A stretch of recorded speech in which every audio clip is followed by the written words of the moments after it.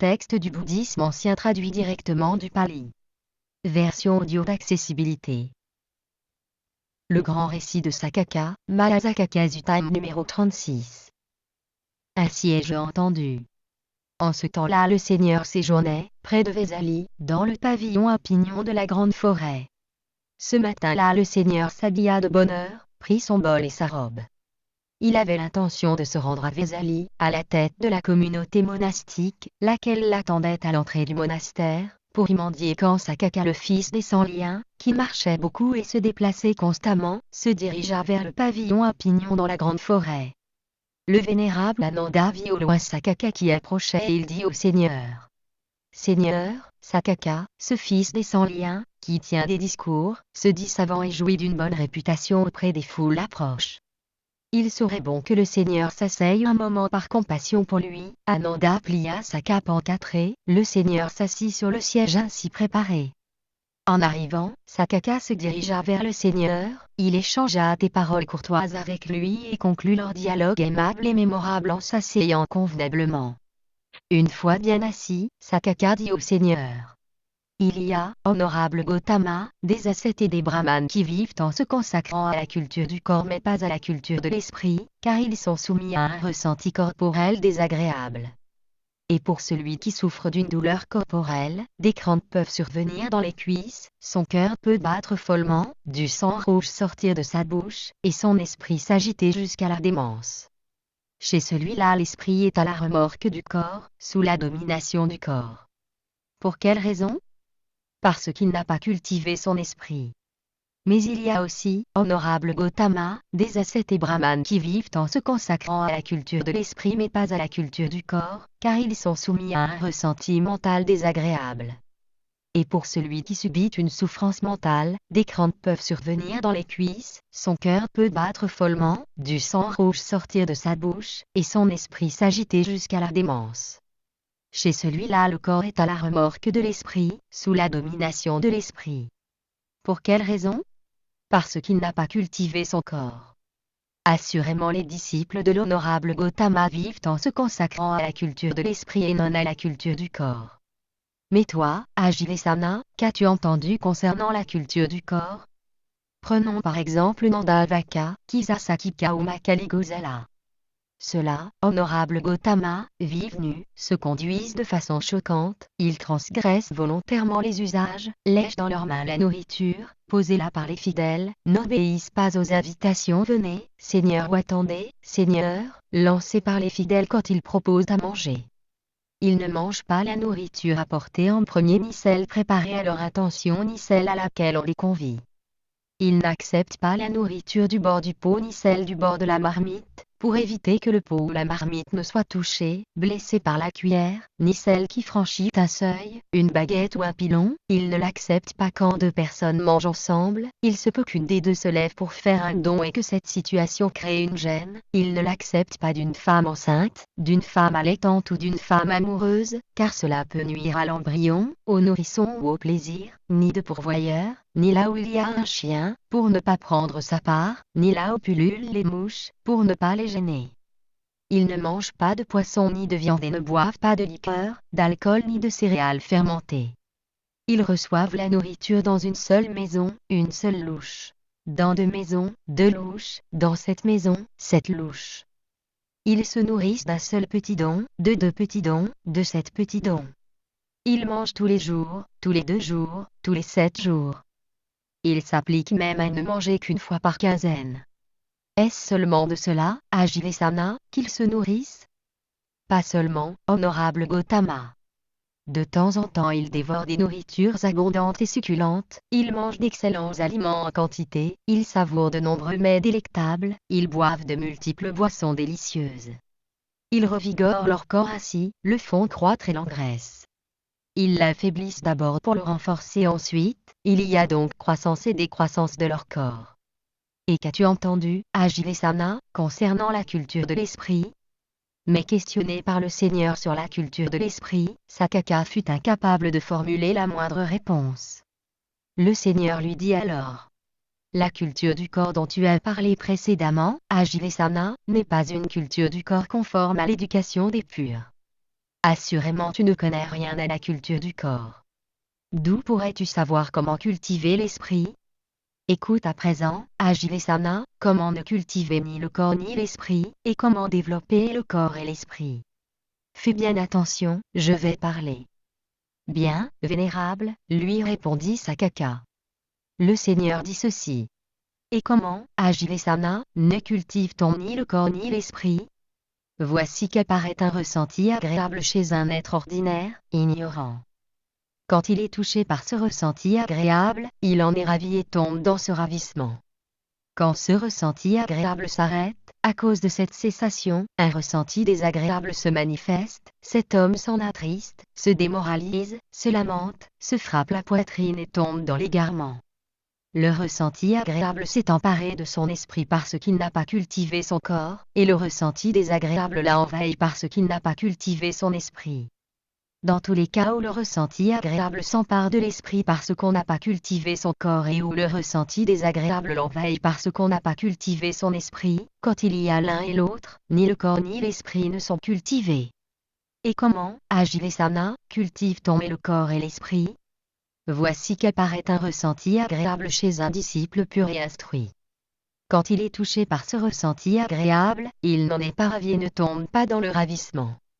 Quand ce ressenti agréable s'arrête, à cause de cette cessation, un ressenti désagréable se manifeste, mais le disciple ne s'en attriste pas, ne se démoralise pas, ne se lamente pas, ne se frappe pas la poitrine et ne tombe pas dans l'égarement. Le ressenti agréable ne s'est pas emparé de son esprit parce qu'il a cultivé son corps, et le ressenti désagréable ne l'a pas envahi parce qu'il a cultivé son esprit.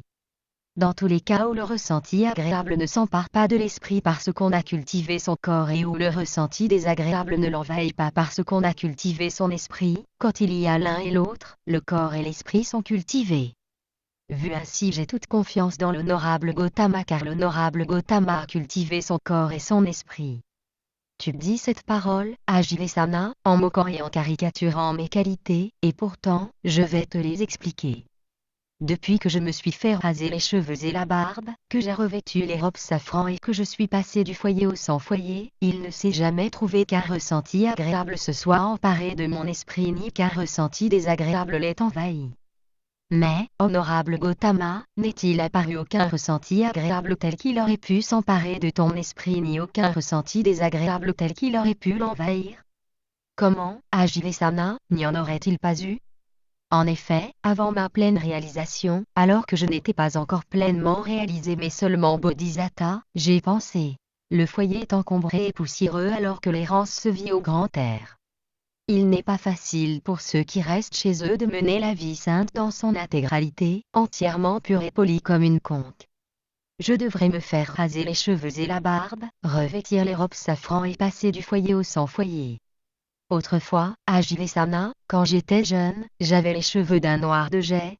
Le texte reprend le récit du prince Bodhi, numéro 85, traduit dans les empreintes d'éléphant, avec le grand départ, l'épisode Balara Kalama, celui du Dakar à Maputa, l'arrivée à Uruvela, les 3 comparaisons du morceau de bois, les pratiques sans respiration, les privations de nourriture, la fin de ces privations, les jhanas, la remémoration des habitats antérieurs, la connaissance de la mort et de la renaissance des êtres, l'élimination de toutes les contaminations. Telle fut, à Ajivesana, la 3e connaissance que j'acquis lors de la dernière veille de la nuit.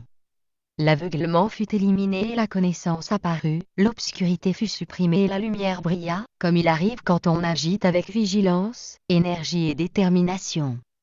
Même les ressentis agréables de cette sorte ne s'emparèrent pas de mon esprit. Je suis bien conscient, Ajivesana, du fait que je parle du Dhamma à une assemblée de plusieurs centaines, et que certains d'entre eux peuvent penser. C'est pour moi que l'ascète Gautama expose le Dhamma. Mais il ne faut pas voir les choses ainsi, car c'est en permettant des compréhensions multiples que le Tathagata enseigne le Dhamma aux autres. À la fin du discours, Ajivesana, je fixe ma conscience intérieurement sur le même signe de la concentration qu'auparavant, je l'y stabilise, l'unifie et le concentre, et j'y demeure à chaque fois une éternité. Pour cela on peut faire confiance à l'honorable Gautama comme à un accompli, un parfait Bouddha. Mais l'honorable Gautama a vous dormir dans la journée. Je reconnais, Ajivesana, qu'au dernier mois de la saison chaude, après le repas, étant revenu de ma tournée d'aumône, je plie ma cape en quatre, je me mets sur le côté droit et j'entre en toute conscience dans le sommeil. Certains ascètes et brahmanes, honorable Gautama, qualifient cela de conduite d'égarement. Il n'y a pas là, Ajivesana, d'égarement ou de non-égarement. Écoute, Ajivesana, comment on se trouve dans l'égarement ou dans le non-égarement, fais bien attention, je vais parler. Bien, répondit Sakaka, le fils des sans-liens, au Seigneur.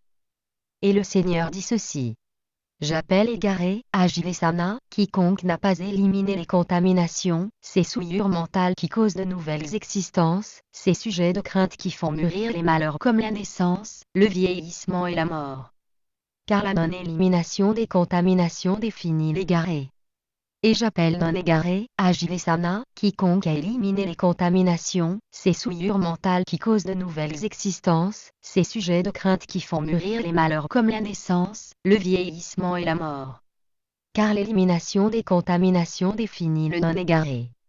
Chez le Tathagata, Ajivesana, les contaminations, ces souillures mentales qui causent de nouvelles existences, ces sujets de crainte qui font mûrir les malheurs comme la naissance, le vieillissement et la mort, ont été éliminés, éradiqués, arasés, n'existent plus et ne peuvent pas reparaître dans le futur. De même qu'un palmier dont la tête a été coupée ne peut plus pousser de nouveau, de même chez le Tathagata, Ajivesana, les contaminations, ces souillures mentales qui causent de nouvelles existences, ces sujets de crainte qui font mûrir les malheurs comme la naissance, le vieillissement et la mort, ont été éliminés, éradiqués, arasés, n'existent plus et ne peuvent pas reparaître dans le futur. Ainsi parla-t-il. Et Sakaka le fils des sans-liens dit au Seigneur. C'est merveilleux, honorable Gautama. C'est admirable comment l'honorable Gautama, agressé par des propos moqueurs, caricaturés, assailli de paroles spécieuses, a conservé un teint clair et un visage lumineux, tel un accompli, un parfait Bouddha. Je me souviens, honorable Gautama, d'avoir lutté contre Puraga Kassapa, Makali Gosala, Ajita Kambala, Padukakakayana, Sanjaya Bela Nigahanata Putta, parole contre parole. Ainsi attaqué parole contre parole, il changeait de sujet, dirigeait la conversation vers autre chose et manifestait de la colère, de l'agressivité et du mécontentement. Mais l'honorable Gautama, agressé par des propos moqueurs, caricaturés, assailli de paroles spécieuses, a conservé un teint clair et un visage lumineux, tel un accompli, un parfait Bouddha. À présent, honorable Gautama, nous partons, nous avons bien des devoirs, beaucoup à faire. Si tu penses, Ajivesana, que le moment en est venu. Alors Sakaka, le fils des sans-liens, satisfait des paroles du Seigneur et s'en étant réjoui, se leva de son siège et s'en alla. Note du traducteur. Sakaka avait déjà débattu en public avec le Seigneur et il avait été vaincu. Petit récit de Sakaka numéro 35, traduit dans les empreintes d'éléphant. Il pensait pouvoir enfin gagner mais venait seul pour ne pas risquer de se ridiculiser une nouvelle fois devant tous les Vésaliens.